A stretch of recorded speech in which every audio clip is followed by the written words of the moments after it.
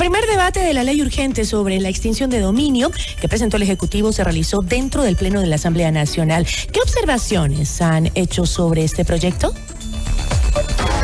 La entrevista a la carta, en diálogo directo con los protagonistas de los hechos.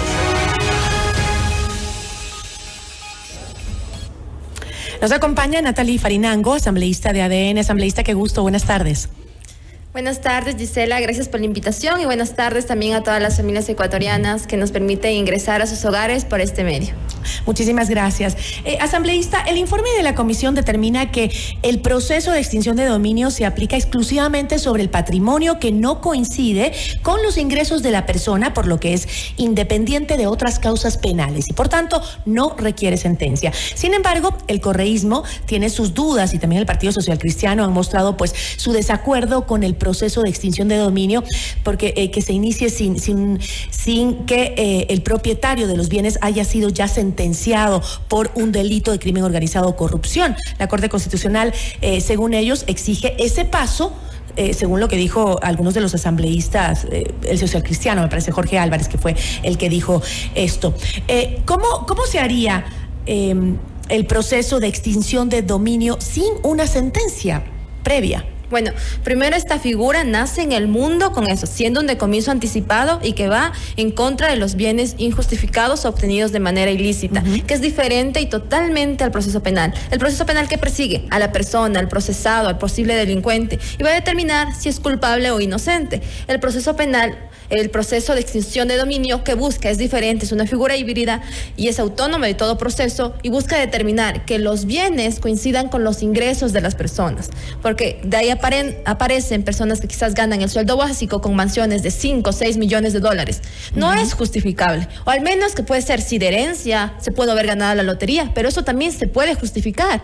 Pero si gano $450 y aparezco con mansiones de millones de dólares, no se puede justificar. Por ende, el proceso tiene que ser independiente a la sentencia penal, porque estamos persiguiendo otras cosas. Pero ¿qué sucede con la presunción de inocencia? Ustedes han planteado que es un proceso independiente, pero sin embargo, ¿eso no podría acarrear luego demandas o indemnizaciones contra el Estado cuando después esta persona, qué pasa si después esta persona resulta ser inocente del cargo penal que se le imputa y además logra comprobar que el bien lo obtuvo de manera lícita? Bueno, primero que este proceso de extinción de dominio sigue todo un proceso donde se respeta el derecho al debido proceso sobre todo. Primero, entran algunos actores, como Fiscalía General del Estado. Fiscalía General del Estado reporta una investigación patrimonial en donde los ingresos con los bienes no estén justificados. Luego de que Fiscalía tenga un expediente robusto, pasa a la Contraloría General del Estado. La Contraloría General del Estado presenta una demanda porque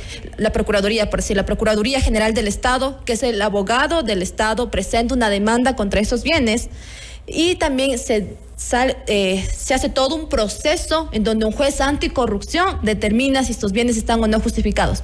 Hay una sentencia del juez anticorrupción para determinar la justificación de estos bienes. Y aparte hay otros procesos más, recursos más, como el recurso de apelación, hay un recurso de casación y un recurso de revisión. Entonces hay todo un proceso para determinar que los bienes estén o no estén justificados. El hecho de que esté atado a una sentencia penal hace que pierda el sentido de la ley. Porque cuando a alguien ya le declaran culpable dentro de una figura penal, aplican otras figuras, como el comiso penal. Entonces la extinción de dominio no tiene sentido. Por eso, en los demás países de la región, es independiente de todo proceso. Ese es el corazón mismo de la ley. Ahora, ¿qué sucedería si el Estado retira una propiedad a una persona que está acusada de este tipo de delitos, no sentenciada, y después logra demostrar el origen ilícito? Porque también no necesariamente el hecho de que tú ganes tanto y tengas bienes que valen más de lo que tú ganas, quiere decir que los robaste o que están mal habidos o que los compraste con dinero del narcotráfico, sino que puede ser una herencia, un regalo, una donación. Exacto, y por eso puedes justificar. Las donaciones se pueden justificar, las herencias se pueden justificar. Por último, me gané la lotería, también puedo justificar. Ya, pongamos por cuerdas separadas. El proceso penal. Me estaban siguiendo por narcotráfico, digamos. En el proceso penal me descubrieron que no, que era inocente del narcotráfico. vuelvo al proceso de extinción de dominio. Pero en extinción de dominio, así yo haya sido inocente en el proceso penal, yo nunca pude justificar los bienes. Entonces quizás no era por narcotráfico, quizás habían otros delitos que la justicia penal no determinó, pero yo en la extinción de dominio no pude justificar los bienes que yo tenía. Igual, no se va a rever la sentencia. Ahora, ¿cuál es la diferencia entre la extinción de dominio y, por ejemplo, la expropiación de un bien? Bueno, la expropiación de un bien entiendo que hace el Estado también, pero que igual le paga el Estado cierto dinero en esta expropiación de un bien. Y en la expropiación de un bien le pagan, ¿por qué? Porque esa figura sí es lícita. O sea, yo obtuve mi bien lícito y el Estado de una u otra manera me quita y me paga algún valor por eso. En cambio, en la extinción de dominio, el origen nunca fue lícito. Yo obtuve con dinero quizás mal habido, quizás de la sangre, dolor de las muertes de las familias ecuatorianas, o quizás me pusieron a mí ahí como testaferro y por ende tengo ese bien. Ok.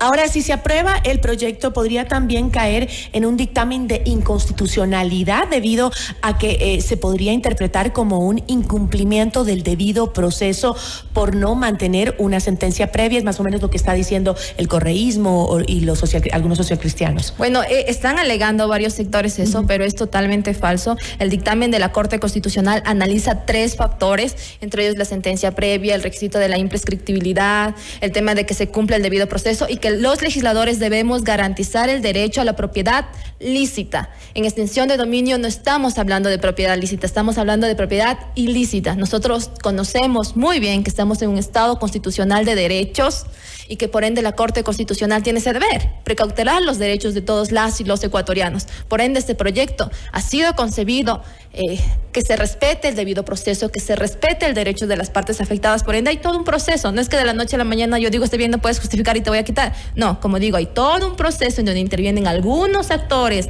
como Fiscalía General del Estado, Procuraduría, hay un juez, hay proceso de apelación, hay proceso de casación, e inclusive para resguardarnos aún más, estamos planteando que en segundo debate haya un proceso de revisión también.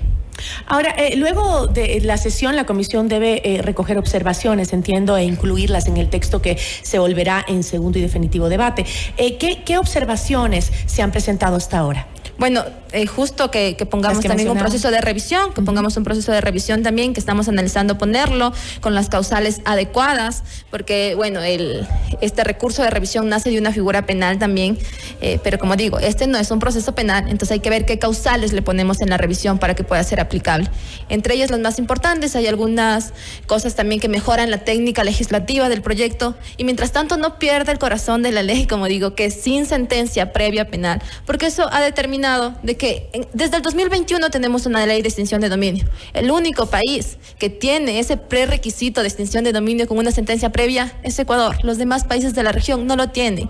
Y nosotros también estamos siguiendo estándares internacionales, por ejemplo, del Grupo de Acción Financiera Internacional, cuáles son las recomendaciones para la creación de la extinción de dominio. La 4ª recomendación del GAFI exige también el decomiso de los bienes sin sentencia penal previa, porque se sigue un debido proceso, pero sobre los bienes. Las personas que trabajamos y que podemos justificar nuestros patrimonios no tendríamos por qué tener miedo de este proceso, porque solo así vamos a poder atacar la economía criminal. Por ejemplo, ¿cuál es otra de las causas que nos podrían trabar si es que nosotros ponemos esta sentencia penal previa? Si un delincuente tiene un montón de dinero producto del narcotráfico, de lo que sea, y se muere sin sentencia penal previa, ¿qué pasa con esos bienes? Se legalizaron, porque ya no podemos hacer nada, porque se necesita esa sentencia penal previa. Esta figura nace con esta necesidad también. Ahora, incluso con las críticas del Partido Social Cristiano y del correísmo, ¿consideran que el proyecto tiene el apoyo que necesitan para aprobarse? Sí, bueno, los asambleístas todavía están en este periodo de reflexión. Lo que también están buscando es que no se vulnere el debido proceso. Entonces, por ende, vamos a poner otro recurso, como digo, el de revisión. Si hay que ponerlo expresamente en la ley. Muchos confunden primero de que esta sentencia penal es previa. Eso no quiere decir que no haya sentencia. Hay sentencia de un juez anticorrupción que extingue el dominio de los bienes. Entonces, si hay una sentencia, lo que vamos a eliminar es el requisito de la sentencia previa. Entonces, hay que ponerlo también de manera más explícita a la ley. La ley debe ser entendible para todos, para que no se preste para malinterpretaciones. Y eso sí, se puede mejorar en el segundo debate para contar con el apoyo de todas las bancadas. ¿En cuánto tiempo se debería dar el segundo y último debate? Bueno, el segundo debate está previsto para la próxima semana. Yo creo que el jueves estaría ya dentro del pleno. Listo, asambleísta, le agradezco muchísimo. Muchísimas gracias por la oportunidad. Una buena tarde. Agradecemos a Natalie Farinango, asambleísta de ADN, por habernos acompañado.